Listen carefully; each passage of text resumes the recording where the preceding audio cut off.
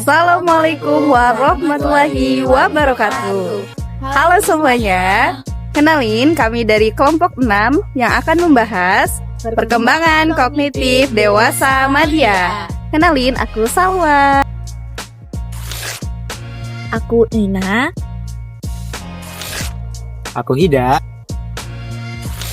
Aku Vesya. Kali ini kita akan membahas perkembangan kognitif pada dewasa madya, di mana rentang usia dari 40 hingga 65 tahun.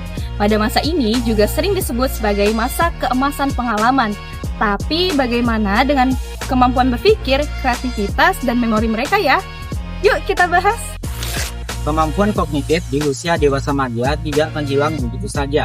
Bahkan di beberapa aspek malah meningkat. Contohnya adalah kemampuan berpikir moral, berpikir secara praktis, dan juga mengambil keputusan. Semakin bertambah usia, mereka menjadi semakin lebih bijak. Nah, sebaliknya, ada beberapa aspek yang semakin menurun. Contohnya adalah kemampuan untuk mengolah informasi baru dan juga kemampuan untuk mengingat sesuatu secara detail. Bagaimana dengan kreativitas? Nah, penelitian itu menunjukkan kalau kreativitas itu tetap bertahan, bahkan bisa meningkat di dewasa madya. Hal itu karena mereka biasanya mampu menggabungkan pengalaman hidup dan juga ide-ide baru mereka. Sedangkan pada memori biasanya terdapat perubahan, seperti daya ingat jangka pendek atau memori kerja yang mulai berkurang. Makanya kita itu sering melupakan hal-hal kecil. Akan tetapi terdapat memori jangka panjang yang biasanya tetap bertahan, terutama pada hal yang berkaitan dengan pengalaman hidup dan juga hal-hal yang bermakna. Kalau dibandingkan, ada perbedaan perkembangan kognitif di 3 tahap dewasa. Yang pertama, dewasa muda di kisaran usia 20 sampai 40 tahun, di mana otak masih sangat cepat memproses informasi, mudah belajar hal baru, tapi pengalaman hidupnya masih terbatas. Yang kedua, dewasa madya di kisaran usia 40 sampai 65 tahun, di mana kecepatan berpikirnya mulai menurun, tapi kualitas berpikirnya oke karena pengalaman dan pengetahuannya yang luas.